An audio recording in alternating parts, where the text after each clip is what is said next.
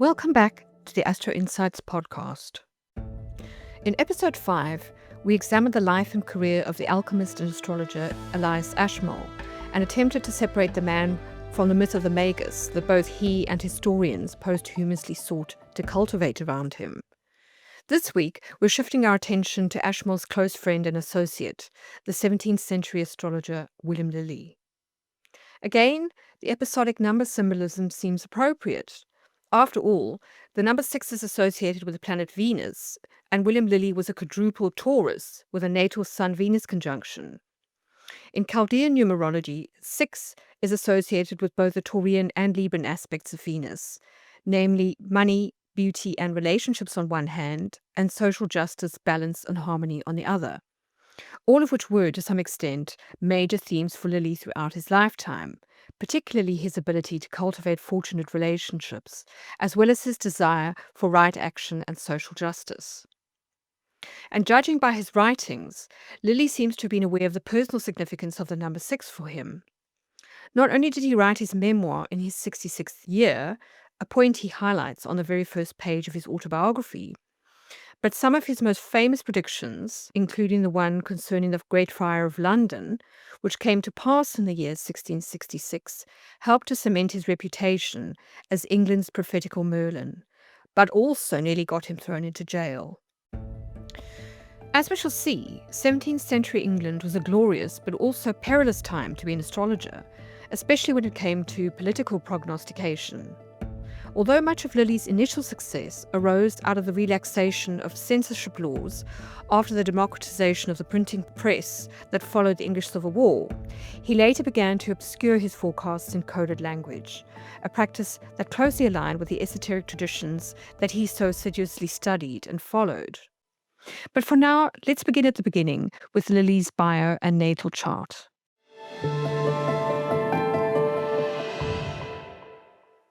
Before we get into an analysis of William Lilly's natal chart, I should point out that there's some dispute about his correct time of birth. As Sue Ward has pointed out, the chart that I'm working with differs from the official chart presented by his nemesis John Gadbury, which he published in his own work, but also in the regular facsimile of Christian Astrology 1985. However, it's worth pointing out that John Gadbury and Lilly were involved in a notorious astrological feud, and it appears that this may have colored Gadbury's version of Lilly's natal chart. Instead, I'm using the version that was found in amongst Ashmole's papers, and this has a rising sign of 3 degrees 56 minutes of Pisces and has a slightly different degree for the moon. So I just thought I'd mention that before we actually get into the analysis. William Lilly was born in Guysworth, then part of Leicestershire, on the 1st of May 1602. His ancestors were mostly yeoman farmers, but Lilly does not seem to have been cut out for farm life or following in the family tradition.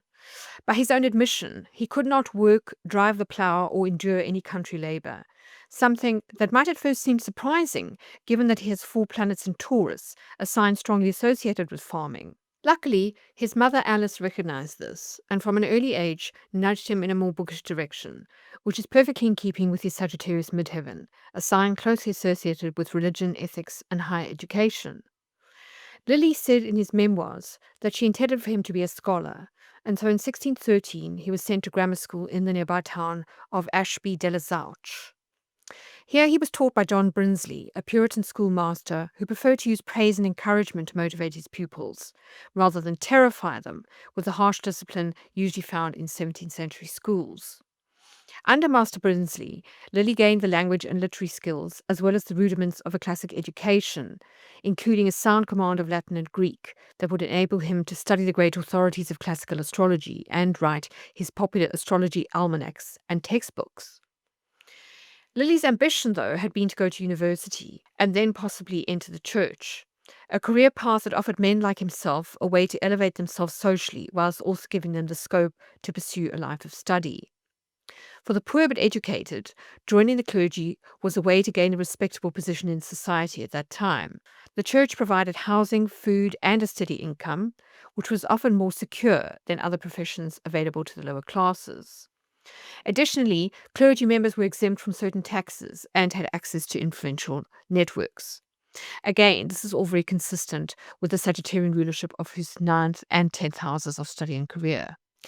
Sadly, however, Lily's mother, possibly represented by his debilitated moon in Capricorn, died when he was 17, and his father, who had fallen into debt, was unable to continue financing his education. So in 1619, Lily returned to his hometown and taught at the village school until, via his father's attorney, he heard of a Leicestershire-born gentleman in London who was looking for a literate clerk to assist him. Having obtained a letter of recommendation, Lily set out for London in April of 1620 and soon had a job with Gilbert Wright, a Leicestershire man of excellent natural parts, but no particular profession, who could neither read nor write. According to Lily, he lived on his annual rents and through connections to Sir Thomas Egerton, the Lord Chancellor, eventually became master of the Company of Salters in London, a very respectable position. For the next 7 years, Lily worked for Wright and his first wife as a manservant and secretary at their home, the Corner House on the Strand. Being a steady tourist with no formal apprenticeship or professional training, Lily decided to stick with him rather than return to rural life in Dyesworth, performing, in his words, all manner of drudgeries, until Gilbert died in 1627. During that time, Lily was introduced to astrology via Gilbert's bored and lonely first wife Marjorie, who would frequently visit cunning and wise men, such as Dr. Simon Forman, seeking emotional comfort and advice. Although his interest had been piqued by his mistress's tales of her consultations, Lily would not have the time or resources to study the art himself until 11 years later, when, having secretly wed Gilbert's deceased second wife, who was by then a well-off widow with no children, looking for a younger male companion, he finally had the means to do so. This was a happy marriage, and the first of many fortunate alliances that would come to benefit Lily throughout his life. Here it is worth pausing to consider Lily's Sun-Venus conjunction in the second house of money and property, together with his natal Jupiter in Libra in the seventh house of marriage. Taken together astrologically, these can indicate good luck and improvements in one's financial circumstances via a fortunate marriage or business partnership. In the words of one biographer, through a combination of judicious marriages and property investments, Lily managed to acquire a bourgeois status of moderate prosperity. Although his marriage to Ellen had initially caused some scandal due to the difference in their ages and social stations, they remained happily together until Ellen's death in 1633. In her will, she left Lily the corner house and about £1,000, which enabled him to buy a part share in 13 houses in the Strand and the lease on the corner house itself. Like Ashmole's second marriage, her fortune made him a man of means and leisure and gave him the opportunity to devote himself to astrology, which he did with vigor from 1632 onwards. Perhaps because of all his Venus ruled placements, Lily was also very good at cultivating fortunate business connections, either by doing personal favors for people or reading for them and thereby gaining their confidence. Among these connections, several people stand out and deserve a mention, namely Sir Bulstrode Whitlock, Elias Ashmole, and William Oughtred. Whitlock was an influential parliamentarian who later became Keeper of the Great Seal. Impressed by Lily's astrological prowess in 1643, when his predictions about the course of an illness proved remarkably accurate, he became Lily's patron and introduced him to a network of powerful clients. Encouraged by Whitlock, Lily took a bold step in 1644 by licensing and publishing Supernatural Sight, the first of 3 astrological almanacs that year, cementing his reputation as one of England's earliest, most successful popular astrologers. As a token of gratitude, Lily later used his influence to help Whitlock secure a diplomatic role as the English ambassador to Sweden, thus ensuring that their partnership left a lasting mark on history. As we learned in episode 5 of this podcast series, Lily and Elias Ashmole appear to have been introduced to each other in November of 1646 via Jonas Moore at an astrological gathering, perhaps one of the astrological feasts held by the Society of Astrologers, shortly after Ashmole moved to London from Cheshire after becoming a Freemason. Lily, in turn, reintroduced Ashmole to his former tutor, William Oughtred, who seems to have taken Ashmole under his wing, introducing him to the influential Gresham College set. Lily also asked Ashmole to create an index for his textbook, Christian Astrology, in 1647, a task that Ashmole seems to have taken on gladly. According to Dr. Robert Lomas, he even cast a horoscope to ask when the best time to start the work was, and based on this astrological figure, settled on noon on the 5th day of the month, which of course is the number linked to the planet Mercury. Ashmole would also later translate some of Lilly's other work into Latin, perhaps because Lilly's was rather rudimentary. In 1670, Ashmole was also pivotal in securing a glowing testimonial from two physicians of the college in London for Lilly, which in turn helped him secure a license to practice medicine after he had left London for the second time in 1665. It is unclear precisely how Lilly met William Oughtred, the famous mathematician, clergyman, and astrologer. It's possible he did so through the Society of Astrologers, which had been created in 1647 to revive and legitimize astrology, which at that point was facing increasing skepticism from public intellectuals due to the rise of scientific materialism. The organization consisted of a group of around 40 practitioners who met regularly in London to enjoy lavish feasts, listen to lectures, and exchange instruments and manuscripts. Members included Lilly and Oughtred's mutual acquaintance Elias Ashmole, who became its steward in 1650. Certainly, we do know that in his memoirs, Lilly claimed to have intervened on Oughtred's behalf to prevent his ejection from his clerical position by Parliament in 1646. This suggests that their relationship extended beyond that of academic discussions and into that of personal support and advocacy. Here it should also be mentioned that Lilly's associations with both Whitlock and Elias Ashmole would also be instrumental in getting him out of more than a few scrapes with the law, especially after the Restoration, where his disillusionment with the parliamentarians and the censoriousness of the clergy about his astrological predictions would sometimes spill over into his public pronouncements. But enough of Lilly's chart, let's take a look at his illustrious astrology career in more detail. As we've already heard, Lilly's interest in astrology began during his time working for Gilbert Wright, whose first wife Marjorie had enjoyed visiting various healers and fortune tellers, such as the London physician and astrologer Simon Forman.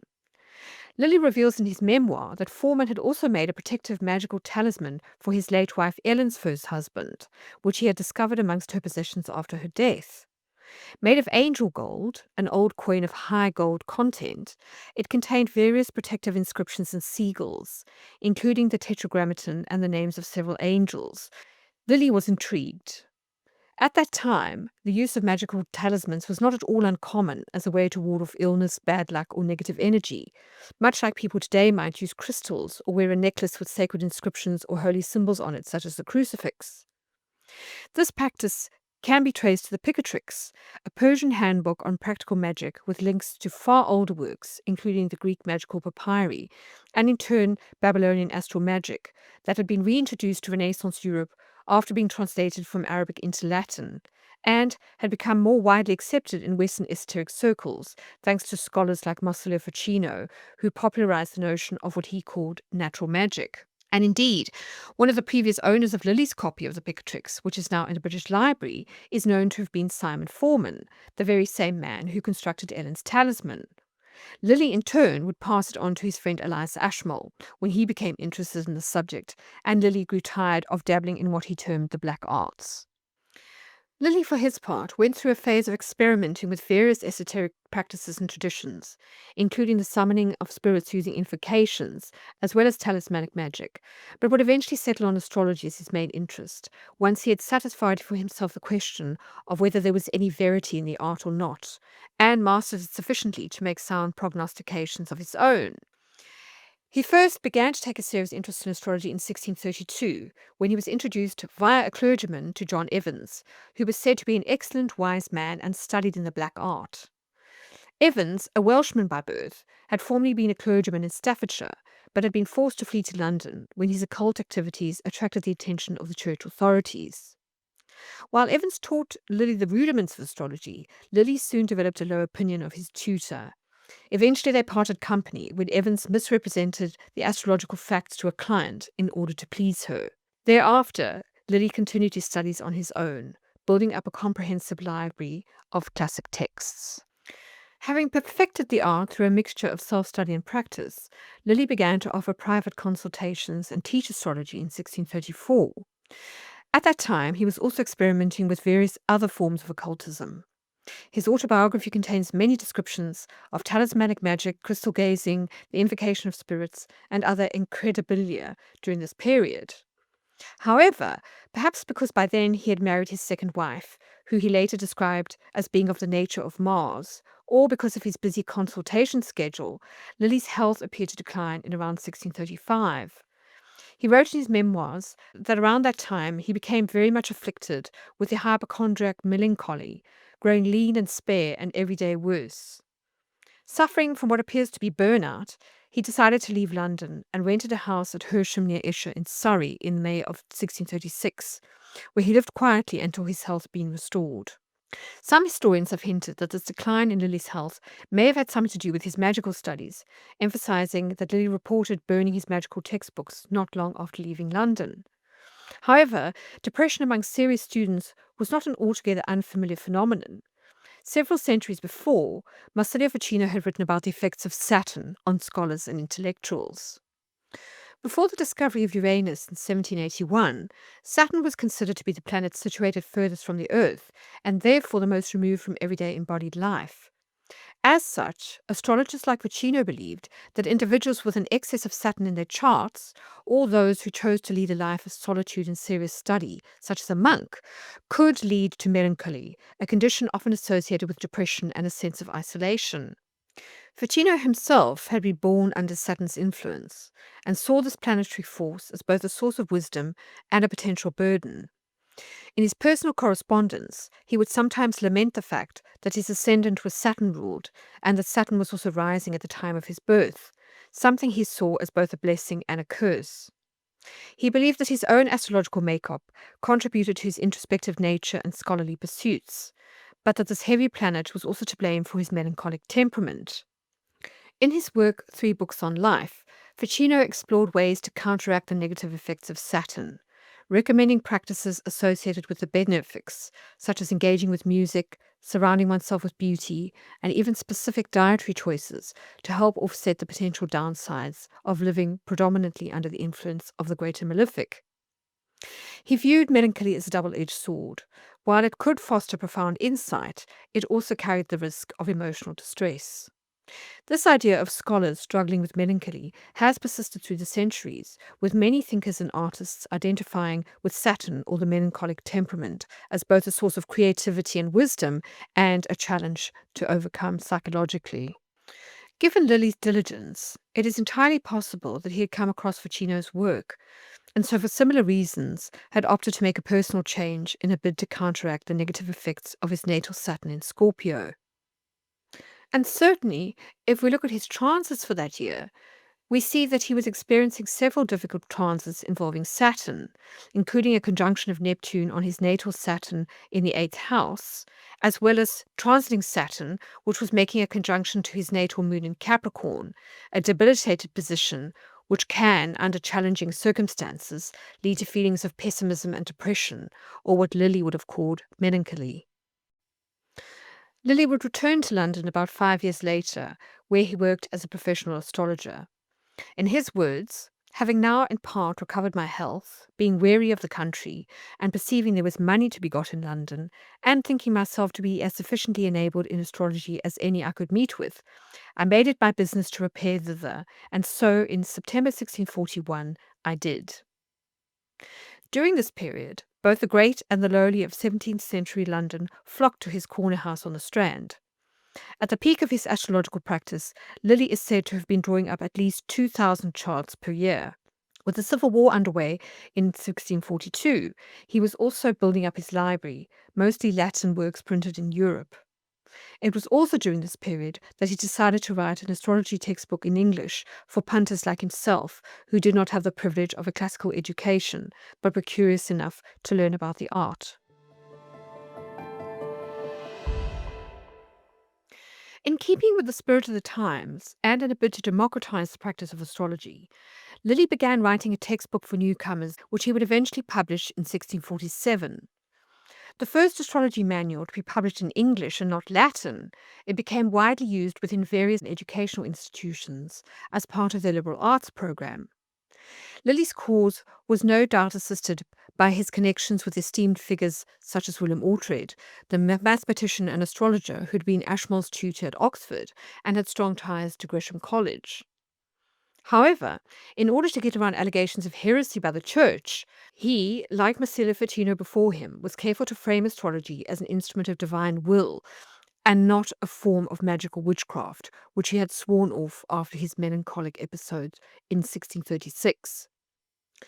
According to Catherine Blackledge, author of The Man Who Saw the Future, England's Civil War and the impact that it had on society meant that the mid 1600s became a time of fundamentally rethinking who held authority. The royal right to rule and traditional ecclesiastical command were under threat. But in this new political landscape, where did the source of authority lie? Who could be trusted to interpret scripture and God's signs in the world? Right from the start, she says, readers of his Anglicus were in no doubt about the source of its authority. God's will, Lilly reminded them, was written in the heavens, in the rhythmic dance of the planets, and it was the starry language of astrology that was the key to deciphering these celestial plans.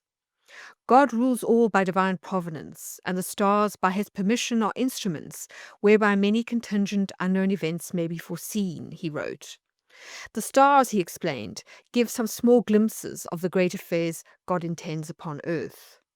As a result, he naturally called his textbook Christian Astrology, and in the introduction, he took great pains to impress upon his students the need for both serious study and an attitude of humility and piety when approaching this heavenly knowledge of the stars, stressing that the more holy thou art, and the more near to God, the purer judgment thou shalt give. Although Lilly believed that men needed to be disciplined in learning the craft of astrology inside out, he was of the opinion that knowledge only took you so far. Ultimately, the secret ingredient to any good prophecy lay in the mysterious faculty of intuition, which was a divinely bestowed gift that needed to be cultivated through a mixture of ritual and piety. That being said, Lilly had also come to believe in the need for discernment and ethics in all spiritual matters, and took the role of responsible advisor seriously. As I mentioned in episode 5, Ashmole, who enjoyed being a member of mystical initiatory orders and elite secret societies, certainly had no qualms about warning people not to trust every astrologer, for the art is a sacred alchemy and profound science and should not be shared with the uninitiated. A view that the egalitarian Lilly would eventually come to agree with after his own experiences of public criticism and censure from both professional rivals and those in positions of power who wanted to silence him. As we shall see, Lilly would ultimately come to the view that sometimes knowledge should be veiled in esoteric code in order to protect it from profane hands. Thus, in his 1651 text, Monarchy or No Monarchy, he decided to conceal his forecasts representing the future condition of the English nation for many hundreds of years yet to come within a series of coded and enigmatic hieroglyphics, something we'll come back to later in the podcast.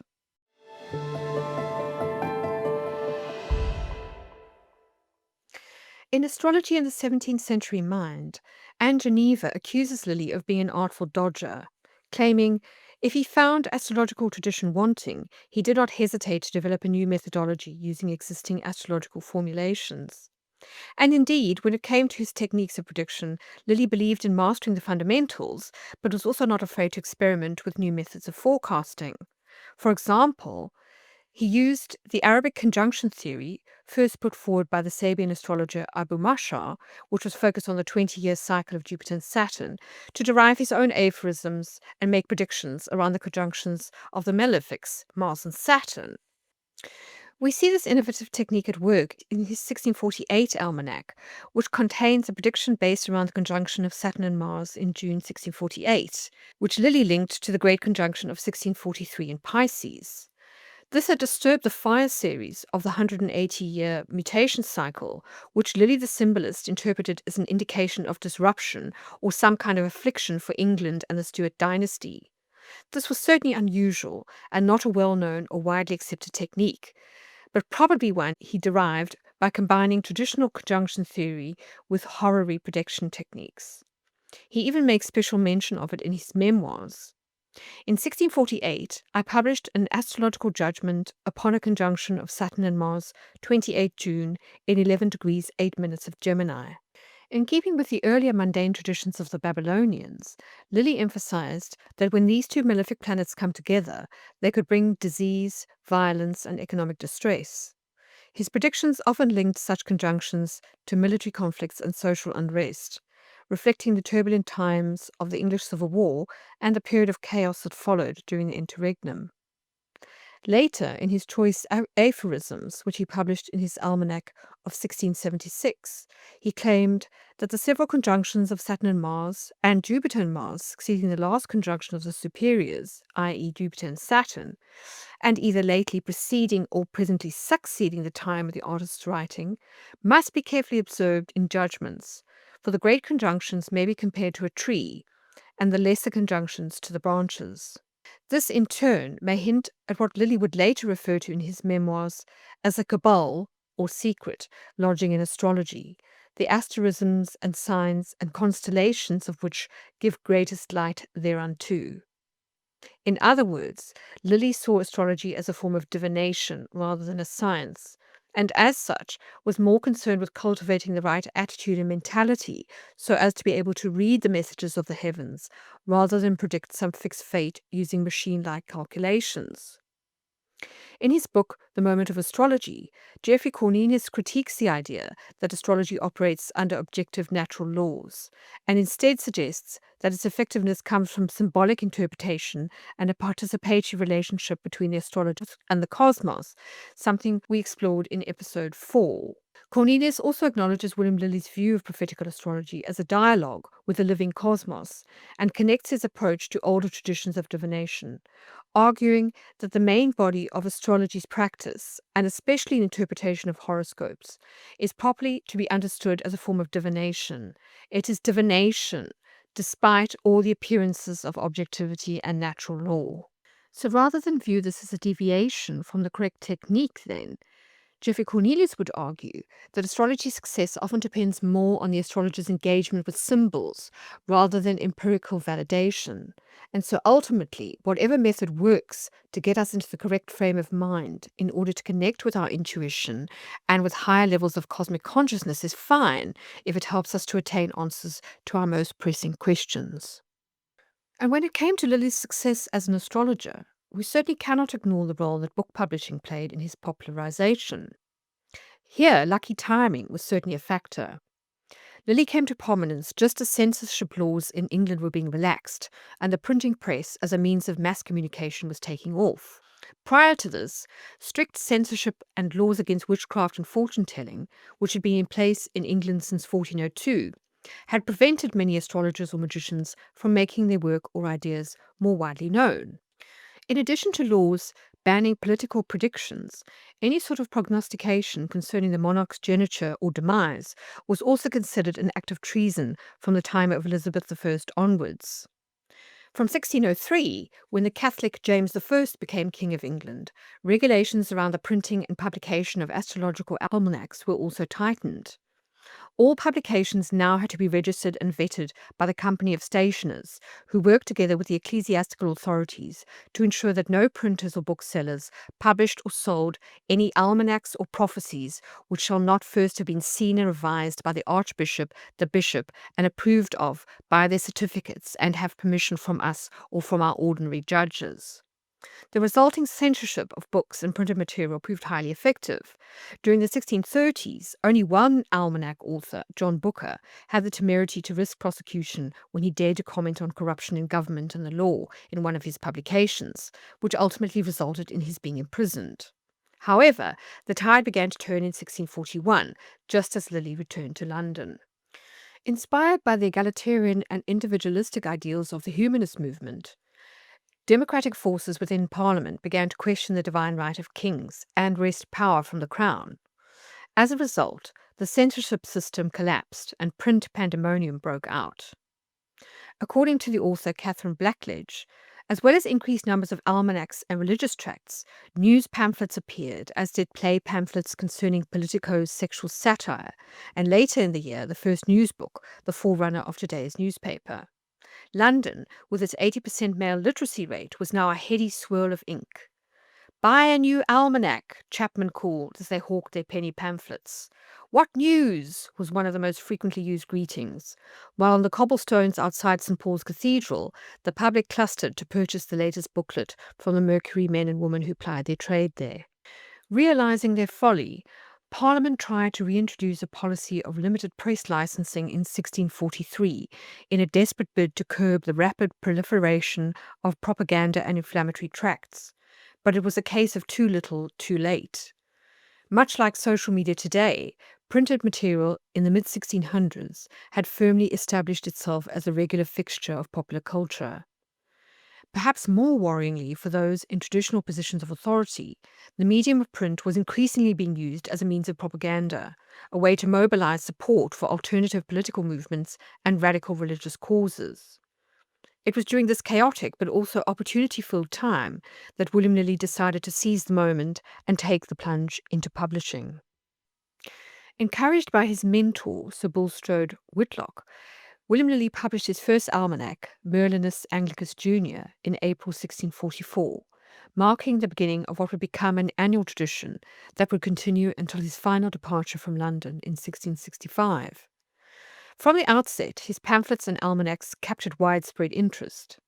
Carefully crafted to appeal to a broad audience, they combined elements of prophecy with sensational storytelling, featuring real-life accounts and celebrity insights, all interpreted through the lens of astrology. Lilly, who was both well-informed and a bit of a raconteur, was meticulous in curating their content. He took his inspiration from the renowned 16th century Italian astrologer Girolamo Cardano, who had risen from obscurity to international fame after his publications intrigued readers with intimate celebrity horoscopes. Cardano's second major work, published in 1547, a book which Lilly himself owned, had been equally sensational, containing a striking collection of birth horoscopes that ranged from the profiles of philosophers and physicians to that of heretics and criminals. Later that same year, Lilly released England's Prophetical Merlin, in which he offered predictions concerning the great conjunction of Jupiter and Saturn, an apocalyptic-laden event widely perceived to be an omen of England's future. From this point forward, his focus shifted increasingly towards political forecasting, initially aligning with the parliamentarian cause before turning his attention to the fate of the monarchy. But it was during Cromwell's protectorate that Lilly's success reached its height, thanks in large part to the relaxation of censorship laws, which in his words allowed him to write freely and satirical enough. As a result, sales of his almanacs reached a circulation of 30,000. However, he eventually became disillusioned with the parliamentarians, as well as the censorious Presbyterians and religious ranters, who would often portray astrologers like him as the spawn of the devil. Lilly would later recall that by the time of his 1652 edition of Anglicus, his soul had begun to loathe the very name of Parliament. Needless to say, he was imprisoned for almost a fortnight for his remarks. When it came to his political leanings, Lilly was what Patrick Curry would call a moderate parliamentarian, in that he believed in the power of the people, but was not keen on the democratic process being hijacked during the Cromwell years by what he saw as religious zealots and political schemers only out for their own selfish purposes. Both during and after the Civil War, Lilly made a series of remarkably accurate predictions about major historical events, many of them concerning the fate of the monarchy and the course of the fighting. Indeed, Lilly became so influential that his astrological insights reportedly played a crucial role in shaping military strategy. Lilly's role as creative propaganda was considered extremely important by all the major players. A favorable prediction from Lilly was said to be worth more than half a dozen regiments. During this period, it was not uncommon for both Cavalier and Roundhead supporting astrologers to make contradictory forecasts as to who would win a particular battle, with both sides claiming that victory was theirs. A paper war of astrological pamphlets and almanacs commenced, which appeared to run parallel to the one on the battlefields. In his Anglicus of 1645, Lilly himself says, "When we have probable hopes of good success beforehand promised us, it might encourage our soldiers to attempt greater actions. If the heavens be averse, more caution must be had." During the interregnum, Lilly's reputation became more complicated. While he had been a staunch public supporter of Parliament during the conflict, some accused him of shifting allegiances, given his propensity to privately read for both Cavaliers and Roundheads, including King Charles himself. According to his memoirs, Lilly had been consulted several times for advice by emissaries of King Charles in 1647 to 1648, after he was caught and imprisoned by Cromwell's men. Lilly even claims in his memoirs that he went so far as to have a saw made for the king to help him escape, but the king failed to heed his warnings, thinking that Lilly was trying to trick him, and so was caught again on the Isle of Wight and beheaded in 1649, an event that deeply shocked Lilly. However, there was no escaping the fact that Lilly had predicted the downfall of the Stuart monarchy and been closely associated with parliamentarian figures during the Civil War and Cromwell years.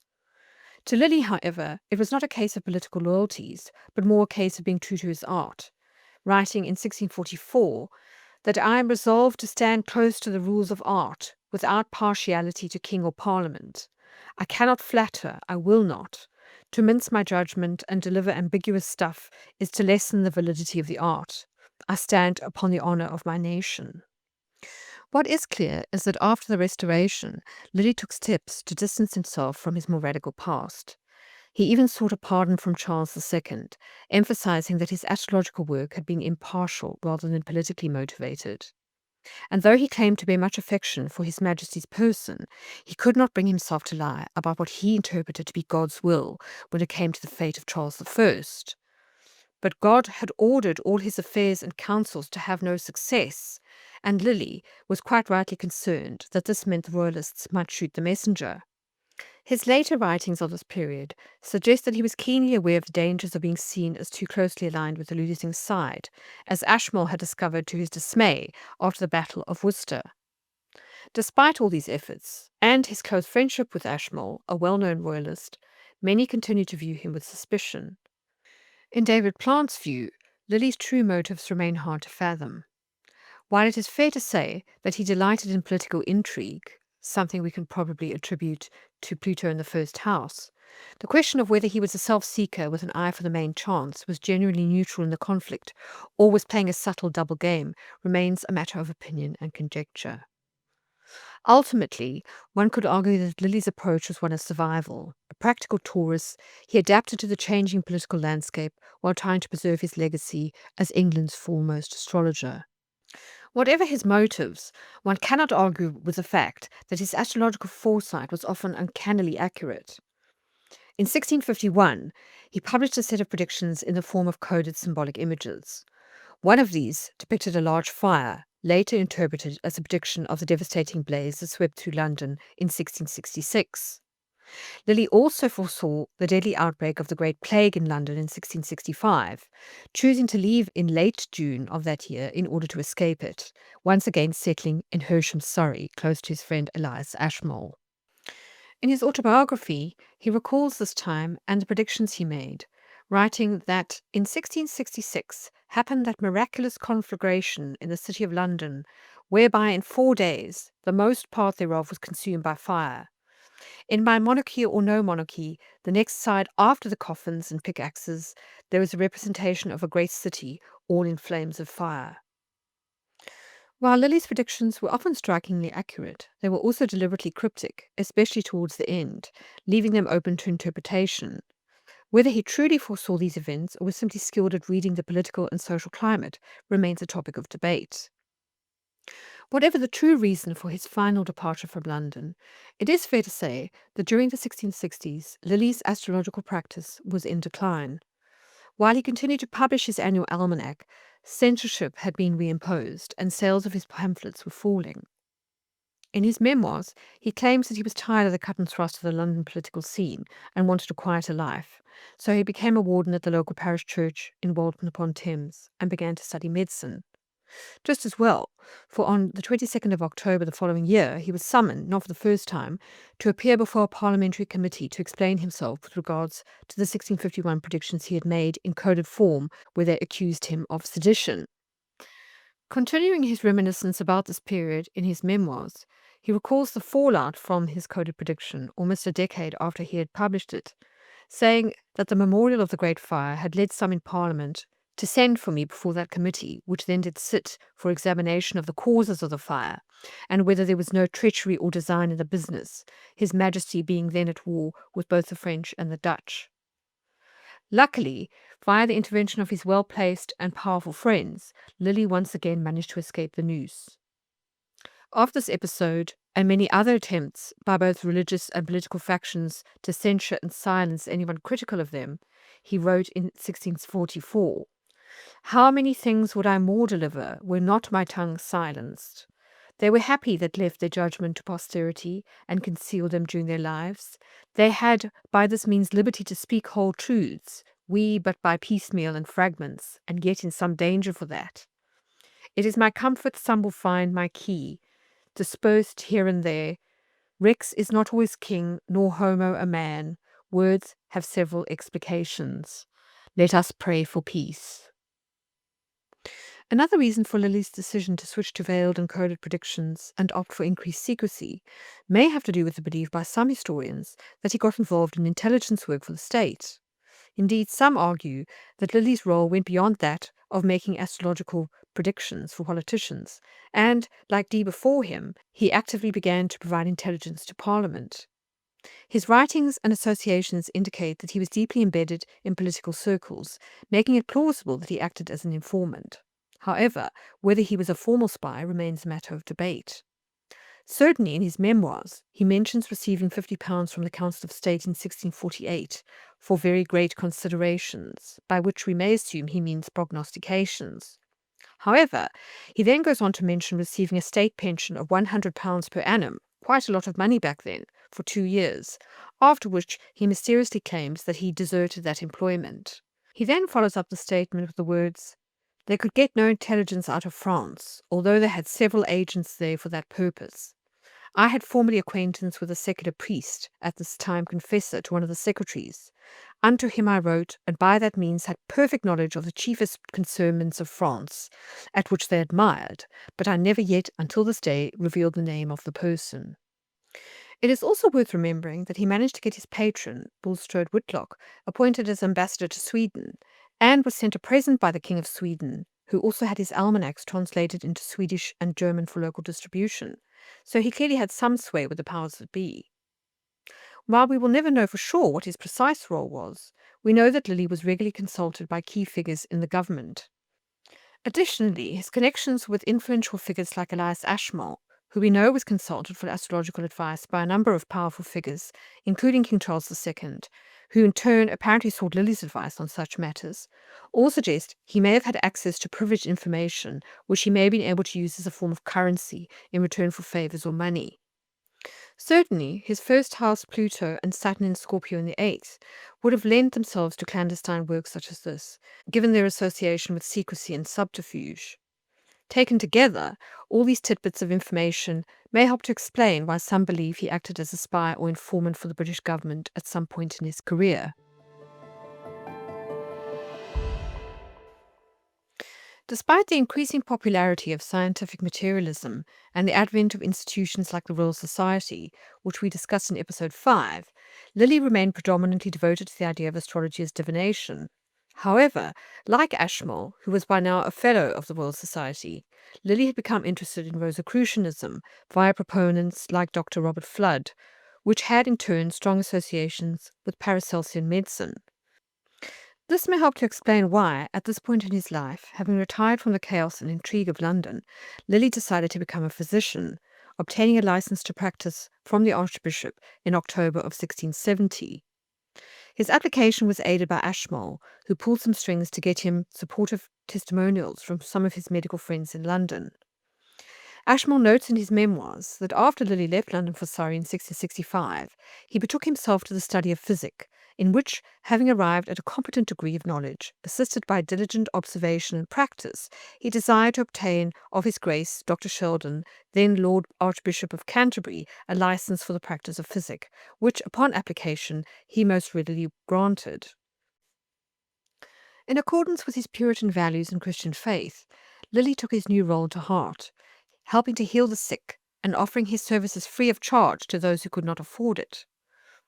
Ashmole relates that every Saturday Lilly would journey from Hersham to Kingston, where the poorest sort flocked to him from several parts, and received much benefit by his advice and prescriptions, which he gave them freely and without money. Ashmole concludes by saying, "In truth, his charity to poor people was very great, no less than the care and pains he took in considering and weighing their particular cases, and applying proper remedies to their infirmities, which gained him extraordinary credit and estimation." All of this was very much in alignment with his Pisces ascendant, focused as it is on service, sacrifice, and doing charitable works. It has to also be said that Lilly could be very forgiving and big-hearted. He was even kind to his arch-rival and fiercest critic, the royalist astrologer George Wharton, who, during the build-up to the Civil War, had called Lilly an impudent, senseless fellow in one of his almanacs. However, when Wharton later got himself into a spot of bother with the authorities after the Civil War, Lilly showed what appeared to be some Christian charity and pulled some strings behind the scenes to help him avoid the noose, writing in his memoirs that it was my happiness to procure Captain Wharton his liberty. Whether he did it as a power play or out of loyalty to Eliza Ashmole, who was a mutual friend, we can never be sure. Whatever the case, Lilly showed on more than one occasion that he took the Christian values of forgiveness and compassion quite seriously, and always did what he could to help, even if the person in question had wronged him in the past or did not agree with him politically.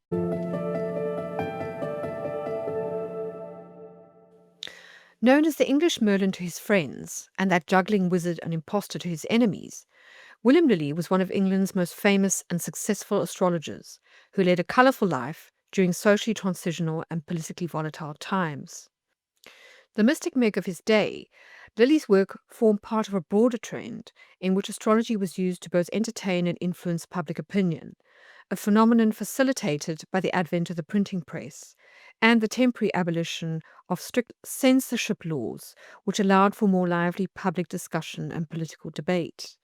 After his death in 1681, Lilly's astrological work and legacy was carried forward by his amanuensis Henry Coley, who continued to publish Lilly's predictions and the Merlini Anglicus almanacs until at least 1683.